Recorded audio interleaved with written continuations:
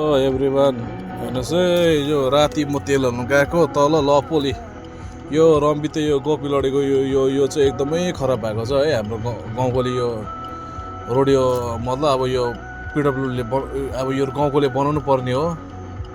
हेर्नुहोस् त यस्तो खत्तम भएको छ। अन्त यी गाडी हेर्नु जाम लागेर तल गाडी चढेकै छैन तलतिर अझै हो पछाडितिर पनि जाम लागिरहेको छ गाडी यतातिर पनि। अन्त हाम्रो रोडको सिचुएसन यस्तो छ साथीभाइहरू हो गाउँकोहरू हेर्नुहोस् है एकदमै सिचुएसन खराब छ है। यो बनाउनु पर्ने जस्तै यहाँनिर अलिकति ढलाइ गर्थ्यो नि राम्रो हुन्छ नि त यो बाटो हो। हेर्नुहोस् त यस्तो छ गाडी चढेको छैन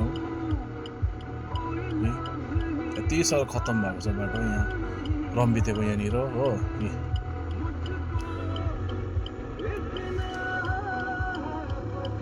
हेर्नुहोस् त अन्त के चाहिँ गर्नुपर्ने हो यहाँको सिचुएसन त्यस्तो छ त हो गाडीको त हुन्छ।